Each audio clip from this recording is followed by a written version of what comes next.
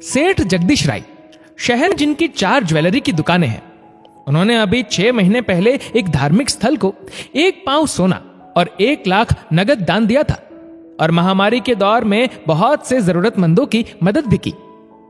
एक दिन सिलाई कढ़ाई का काम करने वाला रविकांत मदद की उम्मीद में सेठ जगदीश राय के घर पर आया। सेठ जी, मैं रविकांत, आप ही की कॉलोनी में नुक्कड़ पर मेरी सिलाई कढ़ाई की दुकान है। मुझे आपसे कुछ मदद चाहिए थी। कैसी मदद? सेठ जी, मुझे 10,000 रुपए की जरूरत थी। थोड़े समय बाद मैं आपको लौटा दूंगा। ठीक है, मैं अभी दुकान से आया हूं, तुम मुझे अपना फोन नंबर दे दो, मैं तुम्हें कल बताऊंगा। धन्यवाद सेठ जी, कह रविकांत वहां से चल दिया।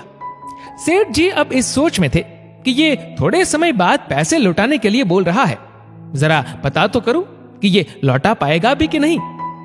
उन्होंने अपने दोस्त मनोहर को फोन लगाया, जो कि रविकांत के पड़ोस में ही रहता है। और मनोहर, क्या हाल है? मैं ठीक हूं भाई साहब, आज इतने दिनों बाद कैसे याद किया? भाई मनोहर, जो तुम्हारे पड़ोस में रविकांत नाम का शख्स रहता है, जिसकी सिलाई कढ़ाई की दुकान है, वह मुझसे 10,000 रुपए मांग रहा था, दे दूं क्या? अरे भाई साहब, ऐसी गलती मत कर बैठना, मैं जानता हूं वह तो बहुत बेशर्म शख्स है।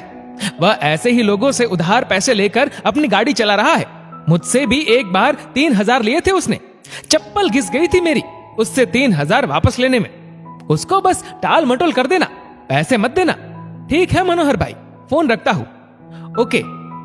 2 दिन बाद सेठ जगदीश राय की पत्नी पूछती है, वह जो रविकांत जो सिलाई कढ़ाई का काम करता है, 2 दिन पहले वह क्यों आया था? वह 10,000 की मदद मांगने आया था, जगदीश जी ने कहा।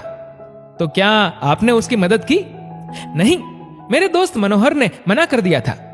वाह, बहुत अच्छा काम किया आपने।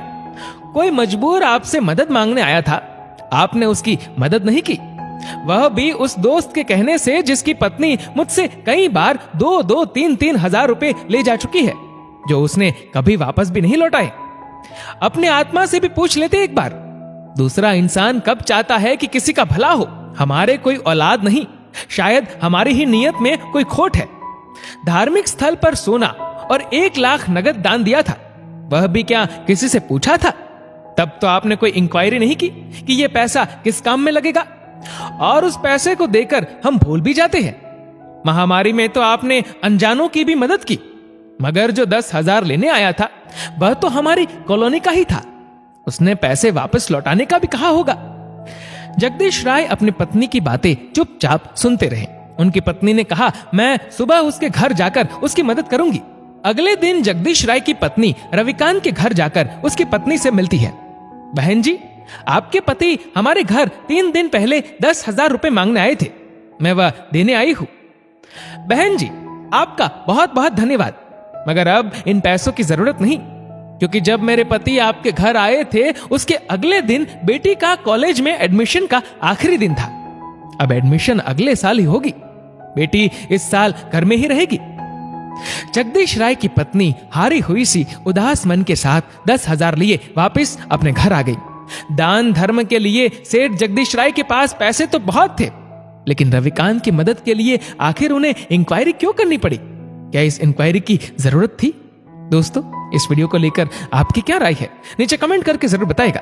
और अगर आपको वीडियो अच्छा लगा हो तो इस वीडियो को लाइक करेगा, शेयर करेगा ज्यादा से ज्यादा लोगों तक, और ऐसे ही और भी इंस्पिरेशनल वीडियोस के लिए सब्सक्राइब करें हमारे यूट्यूब चैनल को और फेसबुक पर फॉलो करें हमारे पेज को।